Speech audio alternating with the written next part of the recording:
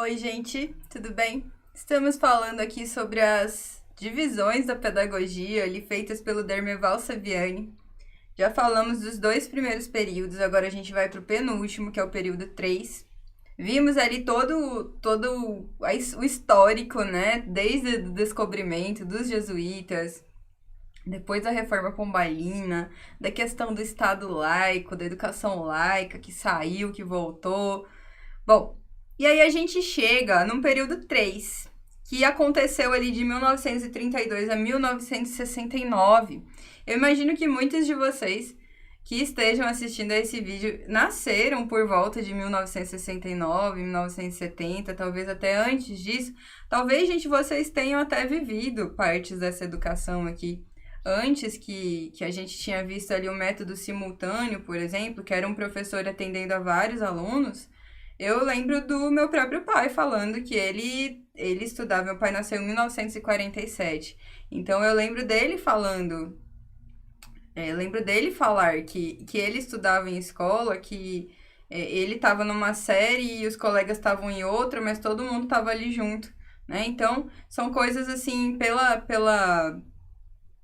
por quanto o país é jovem, a gente consegue visualizar pessoas que realmente já viveram isso, já viveram essas pedagogias, né? E depois, mais pra frente, quando chega ali na última fase, a maioria de vocês vai conseguir visualizar, vai conseguir pensar assim, eu vivi essa fase aqui, eu consegui, eu entendi essa fase aqui, porque eu vivi, certo? Então, é bem interessante. Então, vamos aqui para o período 3, 1932 a 1969, que é a predominância da pedagogia nova, que é subdividida em algumas fases aqui também. Vamos lá, então, vou virar o slide, boa aula.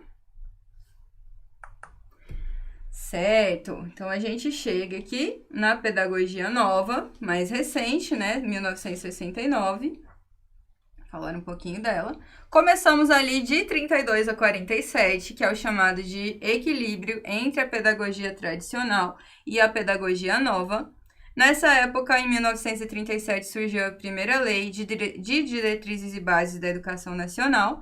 Ela foi debatida e elaborada num contexto de redemocratização do país, logo após a queda do Estado Novo, né, que ocorreu ali por volta de 1937 a 1945. Então, foi lançada ali a primeira lei de diretrizes e bases da educação nacional. Bom, nessa parte também, gente, a gente tinha ali meio que uma briga, uma busca pela homogeneidade, né? Então, todo mundo meio que queria controlar a educação. A gente tinha a chamada Trindade Católica, a Trindade Governamental e a Trindade chamada de Escola Novista. Eu não coloquei o nome de todos, eu coloquei só o principal, os principais ali de cada trindade para ficar mais claro, né? Porque trindade são 3, mas aí eu pensei, não vou colocar o nome de todos, vou colocar só o mais importante ali de cada uma. Tá. Na Trindade Católica, que estava buscando ali a homogeneidade, ou seja, o catolicismo queria realmente tomar conta da pedagogia do país, a gente tinha o Cardeal Leme, tinham outros também, mas o Cardeal Leme tomava a frente. Na Trindade Escola Novista eu coloquei o nome de todos, porque são nomes mais conhecidos, que é o Fernando de Azevedo, o Anísio Teixeira e o Lourenço Filho. E na Trindade Governamental a gente tinha principalmente ali o Getúlio Vargas. Então, cada um queria instituir uma homogeneidade para que a pedagogia seguisse seus ideais. Claro, né, a Trindade Católica queria uma educação mais rígida, mais voltada realmente aos ideais religiosos. A escola novista tinha ali as suas concepções, que a gente vai ver. A escola novista é a pedagogia nova, tá, gente? É a mesma coisa. E tinha também a questão governamental ali, que era instituída pelo Getúlio Vargas. Segundo o próprio Dermeval Saviani, ele falava que essa parte do governo, na verdade, ela tentava manipular as duas outras e buscar ali realmente criar conflitos entre as duas outras. Depois, gente, aconteceu o chamado... Deixa eu colocar aqui. Vou colocar aqui pra frente para vocês verem. Houve a chamada modernização conservadora, que envolvia os dois campos, né? Envolvia os dois campos, principalmente ali, que era os campos religiosos e chamados liberais ou escola novista, certo? colocar até aqui para vocês não confundirem. Escola Novistas. Tá? Que era a pedagogia nova. Então, houve ali a modernização conservadora. Olha esse nome, gente. Modernização conservadora, né? Então, meio que eles quiseram buscar como se fosse, sim, um meio que englobasse as duas coisas, né? Que deixasse a parte religiosa, mas que também buscasse uma modernização do ensino. Então, ó, os liberais ficaram com a parte da modernização, já que era necessário que a educação acompanhasse o desenvolvimento industrial do país, e a parte conservadora ficou destinada ali ao âmbito religioso. Então, essa modernização conservadora englobava os religiosos e englobava os escolanovistas, como se juntos eles pudessem criar uma educação que acompanhasse a modernização, mas que também ainda segurasse um pouco ali o caráter religioso da educação. Depois, o que aconteceu também de importante aqui? Pensou-se muito, gente, nessa época da escola nova, da pedagogia nova, pensou-se muito no deslocamento do eixo do processo educativo. Basicamente, pensou-se em como que o professor repassava o conteúdo. Pensou-se, gente, pela primeira vez na questão emocional do aluno, né? Não era só o professor entrar ali na sala e dar aula. Não, começou-se a pensar na questão emocional que envolvia a educação. E também pensou-se muito naturalmente com essa chegada dos liberais, com essa modernização, pensou-se muito na profissionalização da educação. Então, gente, essa profissionalização, ela tinha a ver com um professor que ele fosse especialista naquilo que ele estava ensinando, né? Por isso é que a necessidade da especialização docente. Então, isso tudo, essa necessidade de especialização do docente, está ligada a essa profissionalização da educação. E aí a gente tem o Teixeira, o Anísio Teixeira e o Fernando Azevedo, que eram dois lá da Trindade Escola Novista. Eram duas pessoas que se originaram do direito, né? Que tinham feito faculdade fora, que tinham feito já espécies de mestrados na época, né? E ambos, tanto Teixeira quanto Azevedo, que se formaram ali em direito, eles foram ali os primeiros professores que eram ditos como especialistas, e eles acreditavam e defendiam muito isso, de os professores realmente serem especialistas naquilo que eles faziam, né? Eles acreditavam, gente, que enfim chegara a hora da educação, que ela tinha sido esquecida há muito tempo, e nesse momento eles tinham a possibilidade de retomar a educação, de fazer a educação realmente acontecer, ser uma educação profissionalizante, ser uma educação técnica que realmente formava as pessoas para o país industrializado que estava se formando naquele momento. E que mais que aconteceu? Houve ali essa luta, né, desses pioneiros, do Teixeira, do Lourenço Filho, do Fernando de Azevedo. Essa luta deles, ao longo dessas décadas de 30, de 40, eles são ali chamados, né? Esses pioneiros são chamados para compor a Lei de Diretrizes e Bases. Então, em 1947, os três ali, o Teixeira, o Azevedo e o Lourenço Filho, eles são chamados para compor a Lei de Diretrizes e Bases e são convocados mais renovadores do que católicos. Se são convocados mais renovadores do que católicos, a gente começa a perceber que realmente a escola nova estava ganhando força e a escola tradicional, ali voltada para os valores católicos e etc., começou a perder bastante força.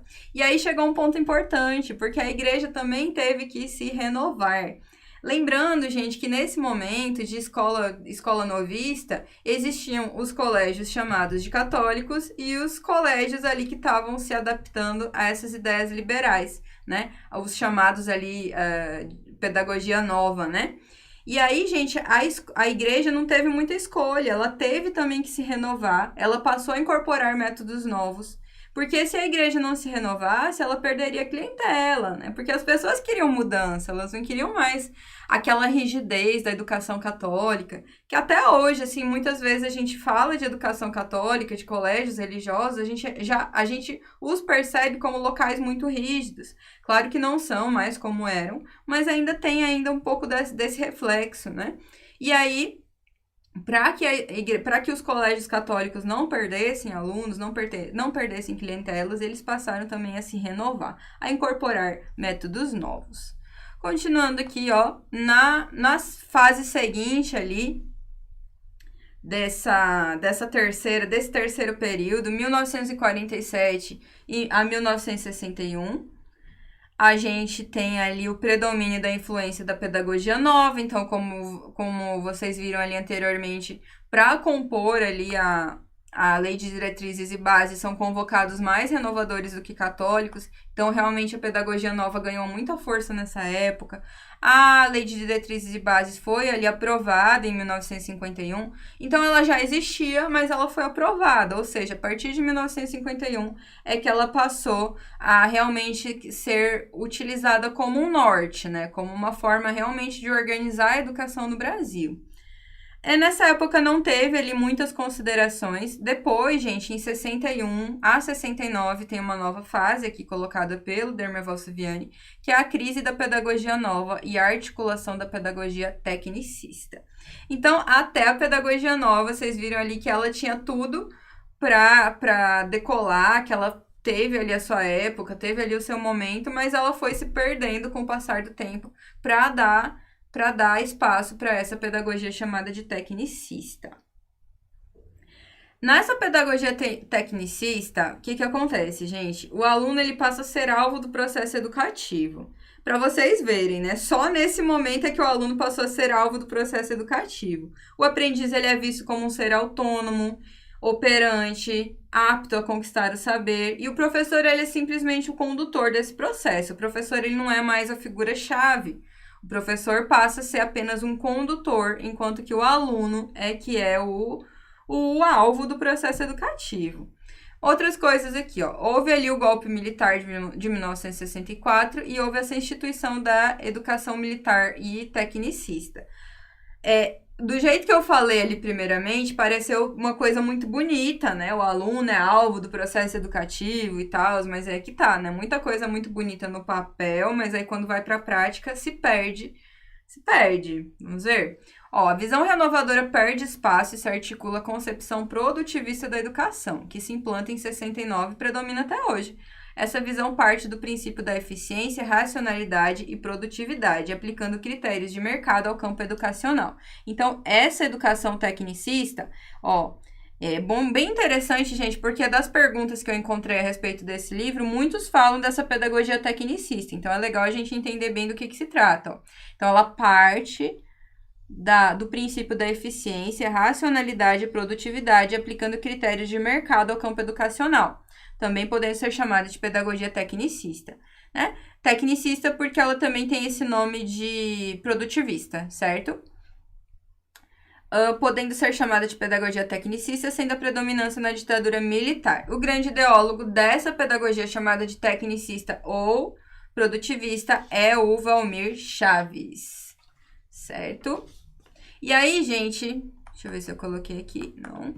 No período militar de 1964, houve ali um reajustamento da educação em conformidade às políticas militares. Houve ali algumas mudanças no curso de pedagogia, né? A pedagogia nova, como eu falei para vocês, entrou em crise. Então, muitas coisas que vieram com a pedagogia nova, como é o caso das escolas vocacionais, dos colégios de aplicação, tudo isso foi extinto. E aí, essa visão chamada de renovadora, ela perdeu espaço e deu espaço à chamada concepção produtivista da educação.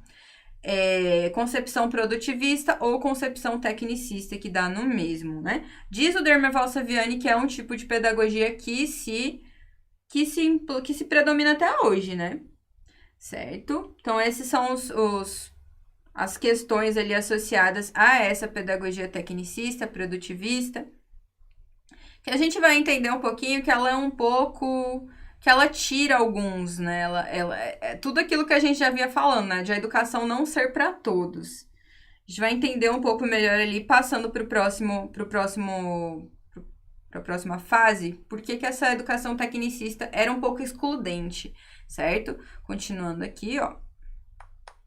No período 4, ainda ali né, terminando aqui, a gente viu 1, 2, 3 e 4. No período 4, que é de 1969 a 2001, a gente tem alguns confrontos entre as concepções produtivistas de educação e as pedagogias críticas, né? Então, por que houve esse confronto nas concepções produtivistas? Né? O que aconteceu? Bom, vamos falar um pouquinho aqui ainda dessa parte, ó.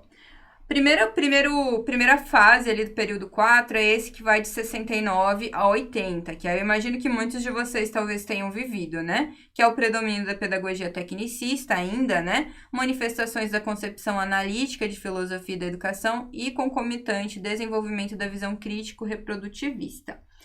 Essa filosofia analítica que é colocada ali pelo tópico, né?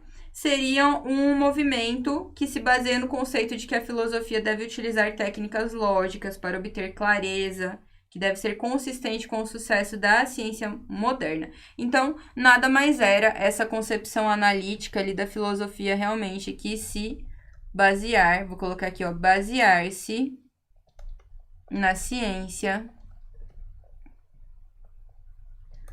para obter resultados. Para obter respostas, no caso, né? Respostas, tá?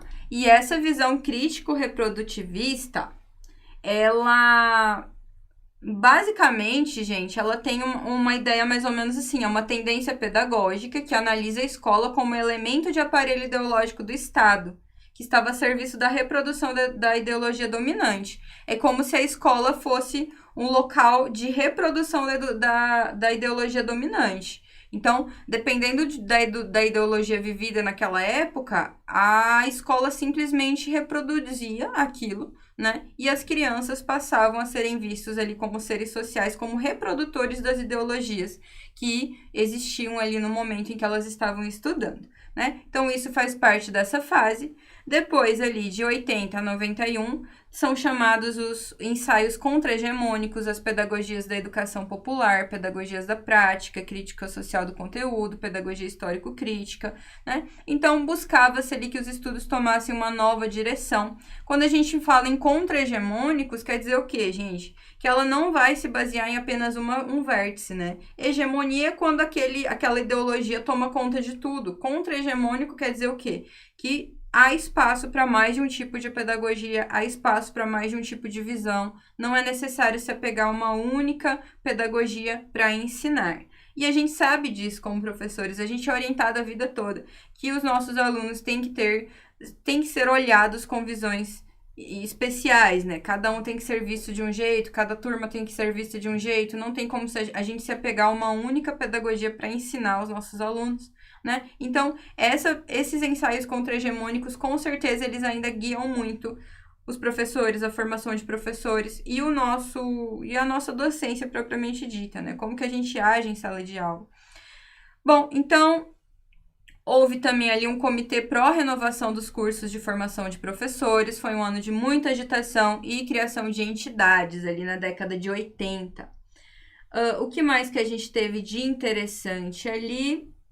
Também, gente, na década de 70, um pouco antes disso, houve também a criação dos sindicatos, né? Então, em 1970, ali na década de 70, foram criados os sindicatos. E na década de 80, houve essa criação dos ensaios contra-hegemônicos, certo?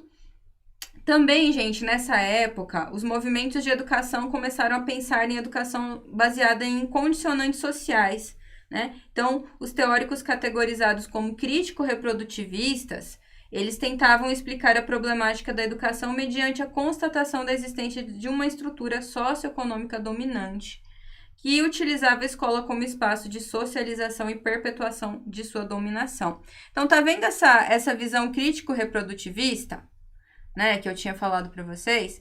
Ela tem a ver ainda ali... Vejam que antes, no anterior, ali naquela educação que ocorreu ali na época militar, né, que é a educação tecnicista ou produtivista, essa visão crítico-reprodutivista, ela tem ainda uma relação com aquilo, e essa colocação aqui,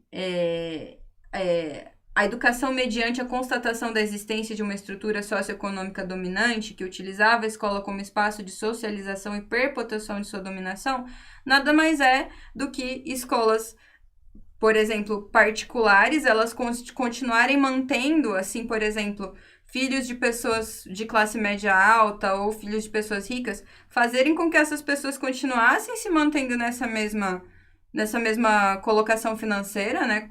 Continuando ricas, continuando classe média alta, enquanto que escolas públicas ou escolas ditas ali como escolas mais escassas reproduziam também o comportamento de seus pais, né? Então, filhos de pessoas mais humildes, que estudavam em escolas mais humildes, continuariam sendo pessoas humildes. A escola crítica reprodutivista, ela, além de ela se basear muito nas ideologias vigentes, né, dela reproduzir as ideologias vigentes, ela também reproduzia os próprios pais, né, os pais, as pessoas que frequentavam aquelas escolas. Então, escolas ricas formavam pessoas para serem ricas. Escolas mais simples formavam pessoas para serem ainda pessoas humildes. E assim ia se reproduzindo, né? Então, essa é a visão crítico-reprodutivista, que tem a ver com a educação tecnicista e produtivista ali anterior, da época militar. E por isso que eu disse, na teoria parecia bonito, né? Mas quando a gente coloca na prática essa visão crítico-reprodutivista, ou essa escola produtivista, ela não é interessante, porque ela se baseia basicamente em recriar, né, em reproduzir um modelo que vai ali se perpetuando, não muda, né? Como se a pessoa tivesse presa a ser aquilo para sempre, porque ela nasceu em determinada classe social. Ok, e aí, 1980, 1991, com esses ensaios contra-hegemônicos, já falamos sobre eles. Década de 70, a criação dos sindicatos. Década de 80, esses ensaios contra-hegemônicos, né? Certo. E aí, gente, a visão produtivista, a visão crítico-reprodutivista continuou ali até a chegada da chamada Nova República. Como vocês sabem, em 1988 foi criada a Constituição e aí mudaram ali mais algumas coisas e nós falaremos um pouquinho sobre elas no nosso próximo vídeo, porque agora já falamos bastante. Certo, gente? Eu volto aqui para terminar, então, essa última fase e para falar um pouco sobre outros movimentos que surgiram ali no decorrer de todo esse histórico, certo? Vejo vocês logo mais.